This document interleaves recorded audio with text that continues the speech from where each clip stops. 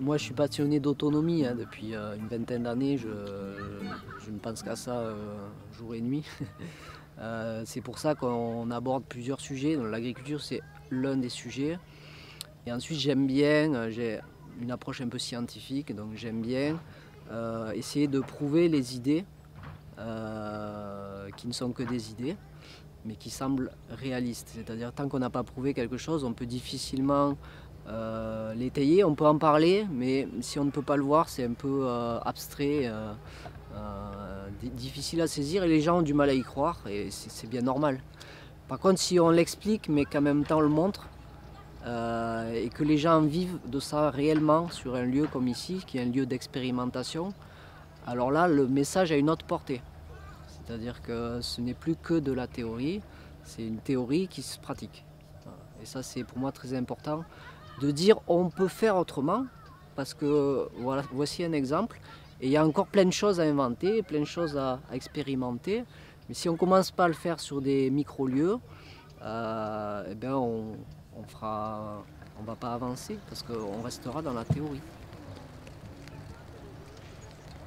Plutôt que chacun travaille son petit lopin de terre comme dans les jardins ouvriers, on en voit beaucoup, il y en a partout dans toutes les petites villes.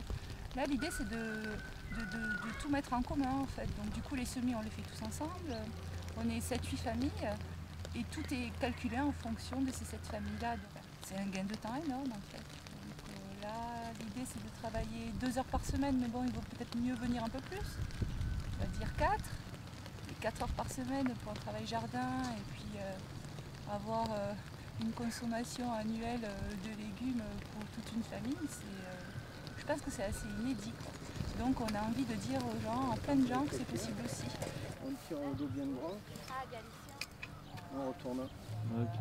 Donc un super outil qui a été retrouvé qui permet de travailler en ayant un bon rendement sans s'esquinter, par exemple comme à la bêche ou avec ce genre d'outils où tu en as fait une demi-heure, tu es mort.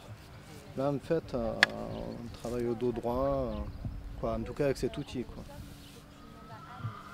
Et voilà. Je peux mettre un coup après ou...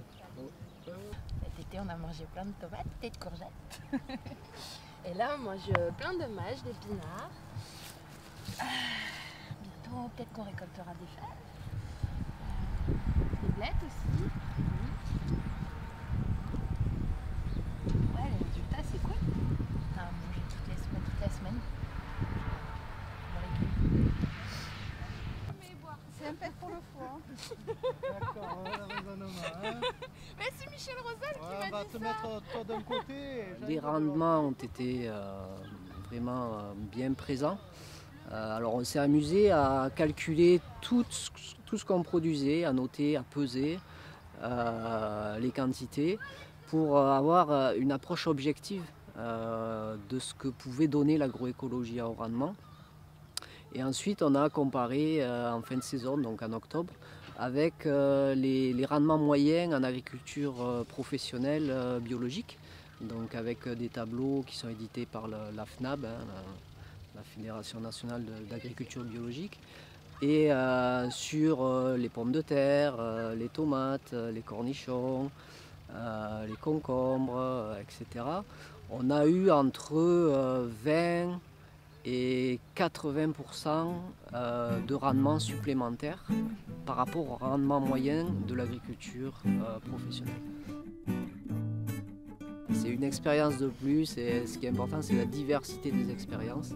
Chaque lieu est différent, chaque approche est différente et chaque lieu aussi c'est une association de compétences de personnes, c'est-à-dire qu'il faut vraiment mettre en dynamique les compétences et les talents de chacun et souvent qui sont même parfois ignorés par les personnes elles-mêmes.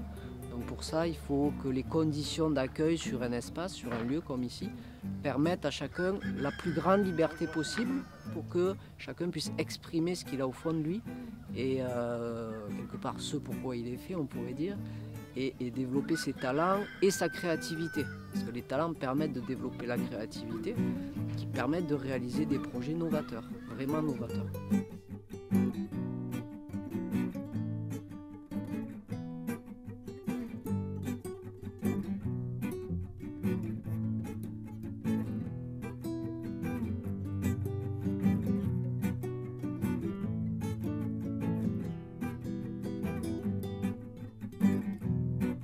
On a en fait deux projets. On a un premier projet qui concerne l'outillage au jardin, c'est-à-dire qu'on n'a pas pu faire certaines cultures un petit peu délicates, comme par exemple la carotte, parce que nous n'avions pas l'outillage nécessaire. Donc on comptait investir dans 2-3 outils, notamment un semoir de précision de maraîcher, qui va nous permettre de gagner du temps et de gagner beaucoup d'efficacité sur certaines cultures particulières. Le deuxième point, c'est que nous utilisons en termes d'amendement, c'est-à-dire le compost que nous donnons à la terre pour nourrir les légumes, est produit principalement par l'élevage de volailles qui est présent ici. Donc on composte le fumier, on en fait du compost qui nous permet d'alimenter le jardin. Le but, c'est d'expérimenter des techniques qui amènent à l'auto-fertilité d'un lieu, c'est-à-dire qu'on n'ait plus besoin d'avoir cet apport extérieur, mais que des haies de plantes particulières nous permettent de récupérer de la masse de broyat qui va alimenter le jardin. Donc cette mise en place est coûteuse, il faut acheter les plants, il faut mettre en place une irrigation goutte à goutte, un paillage biodégradable. Voilà, c'est un gros travail pour cette année, un investissement aussi. Par contre, une fois que c'est mis en place, après c'est 40-50 années de production de biomasse sans qu'il y ait rien de spécial à faire. Donc, voilà. Ça va ?